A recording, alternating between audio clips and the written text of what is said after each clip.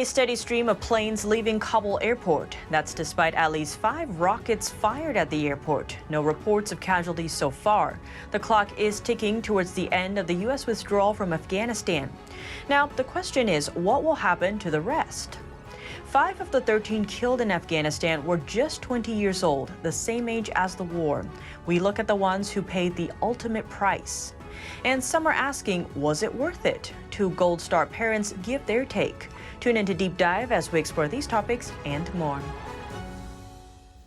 Hello and welcome. This is Deep Dive and I'm Tiffany Meier. It's the eve before the final withdrawal from Afghanistan. U.S. military aircraft seen flying in and out of Kabul airport. That's despite reports of at least 5 rockets fired at the airport. The White House confirming operations at the airport will continue uninterrupted. A U.S. official reportedly said as many as 5 rockets were intercepted by U.S. missile defense systems. Press Secretary Jen Psaki said President Biden reconfirmed his order for commanders to protect forces on the ground. Afghan media said the rocket attack came from the back of a vehicle. And Pajwak news agency said several rockets did hit different parts of the capital. A civilian vehicle was apparently used as an improvised launch platform in one of those rockets aimed at the airport Monday. The burned-out car appeared to have been modified with 6 launch tubes. Residents nearby say they heard the bang of a rocket launching, and that one hit a nearby building. Taliban fighters had initially cordoned off the street, telling bystanders the situation remained dangerous. There are no reports of casualties. After the rocket fire, U.S. military cargo planes continued their evacuation, and now about 4,000 U.S. troops are still at the airport. With the August 31st deadline looming, National Security Advisor Jake Sullivan believes they can still evacuate American citizens. We believe that we're down to a population of 300 or fewer American citizens who have yet to get out. We have evacuated more than 5,000. We evacuated well more than 300 just yesterday. So we believe there's still an opportunity for American citizens to get to the airport, get on planes, and get home. Despite the rocket fire, evacuations are still ongoing. Flights are still leaving Kabul. U.S. officials tell Reuters core diplomatic staff are out of the country, the last ones before the final troops. Now, what about after the deadline? The U.S., along with 114 countries, released a joint statement saying they expect the Taliban to allow safe travel out of Afghanistan even after August 31st. The rocket attacks come one day after the U.S. said an airstrike took out an imminent threat to the airport. Pentagon officials said Sunday a U.S. drone strike killed an ISIS-K suicide bomber who was preparing to attack the airport. According to the Taliban, 7 people died in that strike. A U.S. official says the vehicle targeted contained 1 suicide bomber. The U.S. military says secondary explosions from the vehicle may have caused civilian casualties. The U.S. is now investigating reports of civilian casualties. According to the Washington Post, the airstrike killed 10 civilians. Family members told the Post the dead were all from the same extended family. The strike hit a car near theirs. U.S. Central Command said the strike destroyed a car bomb that posed an imminent threat. The statement reads, "It was aware of reports of civilian casualties." It went on to say we would be deeply saddened by any potential loss of innocent life. And the U.S. Embassy warned Americans over the weekend to stay away from Kabul airport due to a, quote, specific credible threat. According to Political, defense officials believe the threat to be another suicide bomber. Senator Chris Murphy says alternative arrangements need to be made for Americans to get to the airport given the threat of violence.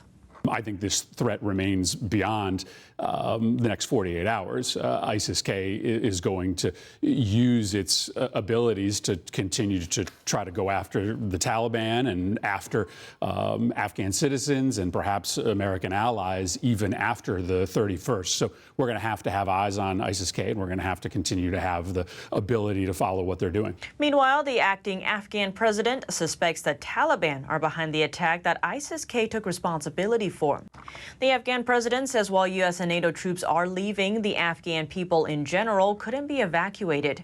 And now they face a country sunken to tragedy with terrorist groups taking over. The U.S. and 97 other countries pledged to accept Afghans fleeing the country after the U.S. military pulls out. Over the weekend, President Biden attended the ceremony at Dover Air Force Base in Delaware to honor those killed. That's the day the remains of the U.S. service members who gave their lives to help with evacuations in Afghanistan returned to U.S. soil. President Biden joined grieving families at Dover Air Force Base for the dignified transfer of the 13 fallen heroes. 11 of those killed were Marines. 5 of the fallen were just 20. That's the same number of years as the war. 1 was an Army soldier and 1 was a Navy corpsman. Their remains, each held in flag-draped cases, were carried from a military cargo plane and onto mortuary vans. They are the first U.S. troops killed in hostile action in Afghanistan since February 2020. That makes it the deadliest day for U.S. troops in Afghanistan in a decade. This was also Biden's first dignified transfer as president. Before the dignified transfer, he met with the families of the fallen service members.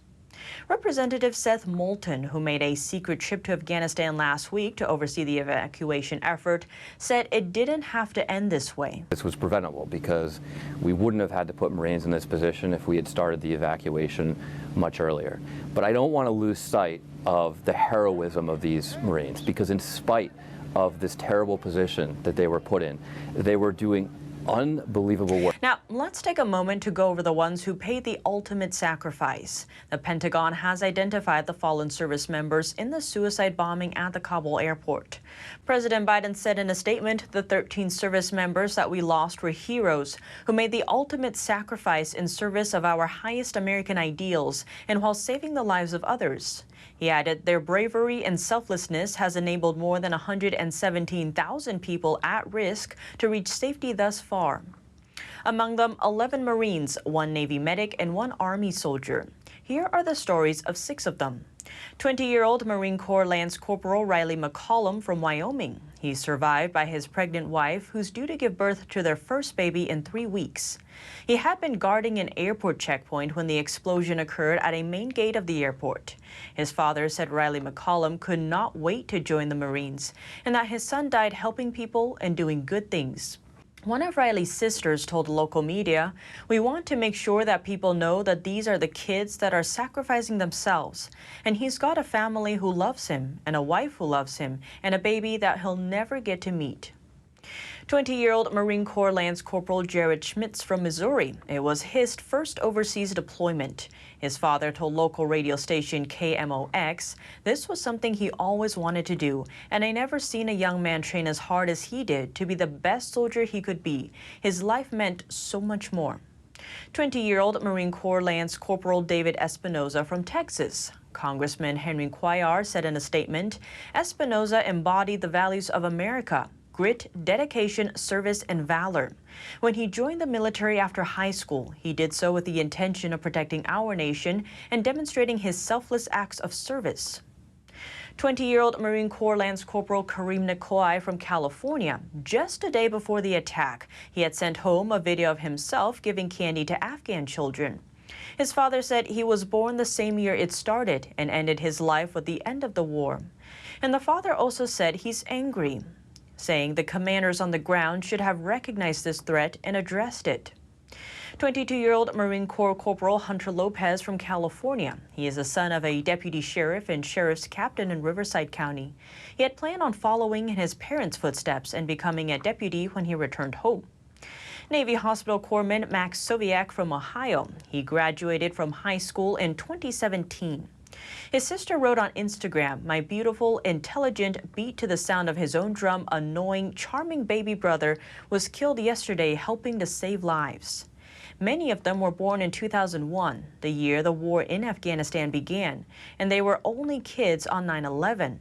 Also among the fallen service members, Staff Sergeant Darren Hoover, Sergeant Johanny Rosario Picardo, Sergeant Nicole Gee, Corporal Dagan Page, Corporal Humberto Sanchez, Lance Corporal Dylan Marola, and Staff Sergeant Ryan Naus.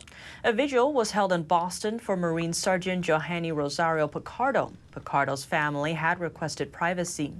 Anger and sadness spilled over at the vigil, with the mother of a U.S. Marine killed in Iraq speaking out. We know why we are all here, for the horrendous, I'm calling it a mistake, of an evacuation plan, which makes me very angry. Lives were lost. My veteran community is grieving. my Gold Star family members are feeling the shock all over again. Should it have happened? Never. At the home in Ohio where the fallen sailors' parents live, the flag was at half-staff. Friends, teachers, and families stopped by to offer their condolences. Words of the sailors' death spread quickly through the village, and by the late afternoon, more flags were set up along the street. And many have been asking, was the war in Afghanistan worth it? Two Gold Star parents want to let combat veterans know that they didn't serve in vain. Now the parents are building free cabins for veterans, hoping that they can help each other heal. Kirk and Gretchen Catherwood lost their son Alec in an explosion in the rugged mountains of Afghanistan 11 years ago. It was less than 3 weeks into his first deployment to Afghanistan as a Lance Corporal in the Marine Corps, and he was just 19 years old. He was passionate about going. He wanted to go. It was important to him to go for the reasons, you know, that he had stated. He said he wanted to help little girls go to school. He wanted to help the country that didn't have the freedoms that we do. By elementary school, Alex already knew what he wanted to do in life. In 2025, I want to be in the Army. I want to fight for my country and what I believe in. After Alex's death, being surrounded by memories in their hometown in Illinois became too painful. So the couple moved to a lake country in Tennessee. There, they've been searching for a way to honor their son's memory. About 24 veterans take their own lives each day. Since Alex's death, the couple have counted at least 8 members of their son's battalion who've committed suicide. To honor those lost and help others heal, they started building a sanctuary for veterans called Dark Horse Lodge. It's named after Alex's battalion, commonly known as the Dark Horse Battalion. The lodge's 5 cabins are arranged like military barracks. Each of the 25 rooms will be named after a Dark Horse casualty. Room number 6 will be Alex's. The couple plans to open the lodge next spring. Visiting will be free for veterans of any war. I can no longer do for my son, but I can do for the sons and daughters of other mothers. Some continue to question the merits of the war in Afghanistan and how it ended, and the couple worry about the effect they'll have on those who served. They need to hold their heads up high because they have no reason to feel any sort of shame, and they damn sure weren't there for nothing. The Gold Star mother says it's easy to say now what was worth it. It's always like that in hindsight, and it's easy for people who don't have skin in the game. But what do you think? Let me know below. Thanks for tuning in to Deep Dive. I'm Tiffany Meier, and see you soon.